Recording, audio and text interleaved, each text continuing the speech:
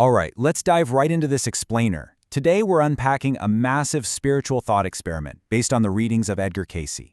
Imagine for a second putting traditional Christian orthodoxy and esoteric mystics at the exact same dinner table. We're talking theologians, historians, and psychologists, all debating the true nature of Jesus, the soul, and salvation. It's literally an incredible conversation, spanning across time. Here is our roadmap for today. We're going to cover Jesus or Christ consciousness, reincarnation and early Christianity, the missing 18 years, and finally, salvation, rescue or awakening. Let's get into it. Section 1. Jesus or Christ consciousness. So the absolute core of Cayce's argument relies on a really sharp distinction between the human man and the divine consciousness. In this view, Jesus was the historical figure, the guy who faced very real hunger, temptation, and physical pain. But Christ is viewed as a divine pattern, a state of awareness that has been present throughout all ages. Basically, Jesus was simply the human who perfectly aligned with that pattern. Now, as you might expect, this idea gets a major pushback. Traditional orthodoxy, championed here by C.S. Lewis, issues a pretty stark warning against separating the two. Lewis argues that reducing Christ to just a state of consciousness is actually spiritually dangerous. Why? Well, because it risks replacing a necessary surrender to God with spiritual pride. It's essentially letting our own ego secretly crown itself while we sit around admiring our inner experience. For Lewis, Christ isn't some abstract concept, he is Lord.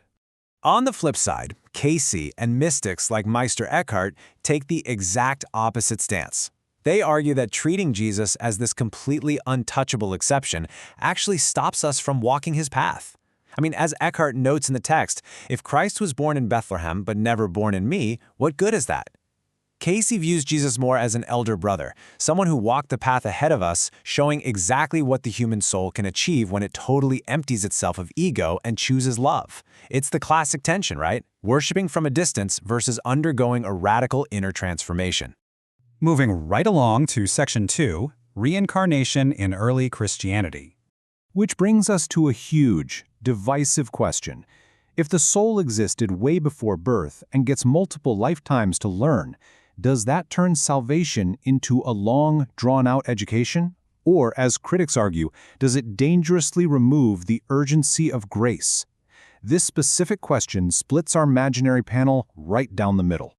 Augustine, along with Emperor Justinian I, firmly represents the traditional stance here. They insisted that a single life and a clear, final judgment are absolutely crucial for moral order. And Augustine hits the nail on the head regarding human nature. We are incredibly skilled at procrastinating.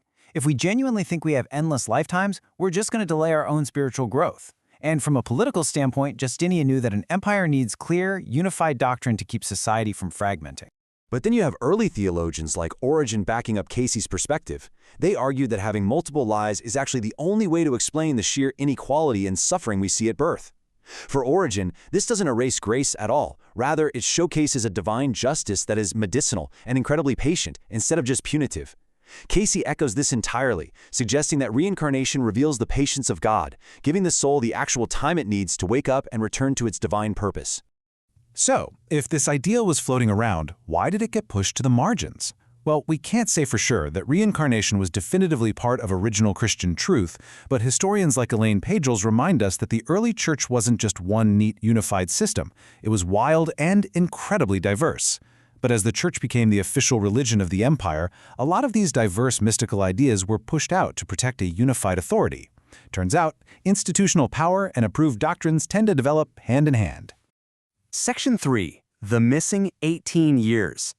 There is a massive historical gap here. At age 12, Jesus is recorded in the temple. Then, literal radio silence until his baptism at age 30. It really forces us to wonder, did Jesus just live quietly in Nazareth working as a carpenter the whole time? Or did he undergo some massive, hidden spiritual preparation before stepping onto the world stage? Our imaginary panel is completely divided on how to fill in these blanks.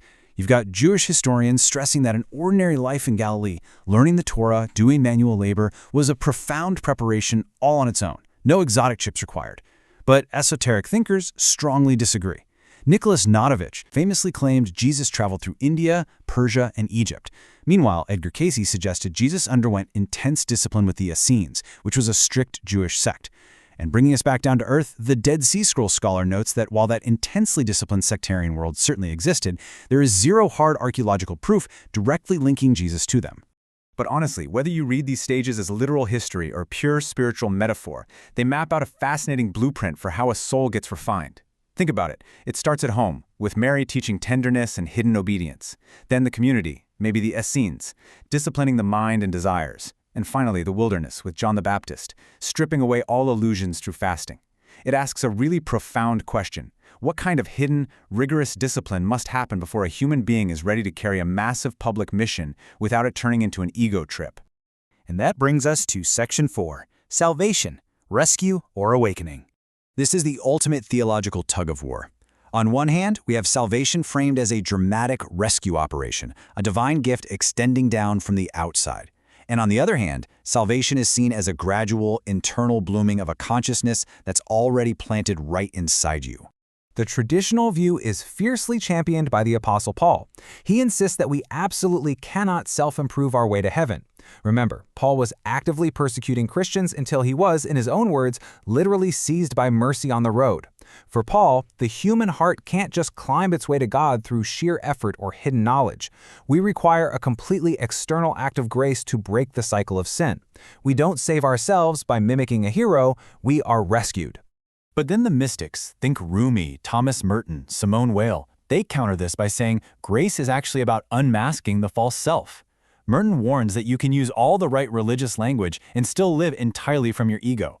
Rumi has this beautiful image where he says, the beloved knocks from outside, but you eventually discover the door was inside your chest all along. You just have to become hollow enough, empty enough for love to sing through you. In this view, salvation happens when the ego totally surrenders, finally allowing that inner divine light to wake up. We end by validating this profound tension. It's a mystery that asks us to consider what we, as human beings, are truly meant to become. Ultimately, the source text leaves us with a brilliant balancing act. Because think about it, if Christ is only outside of us, we can easily worship him without ever actually changing ourselves. But if Christ is only inside of us, we run the massive risk of mistaking our own ego for the divine. So we leave you with this.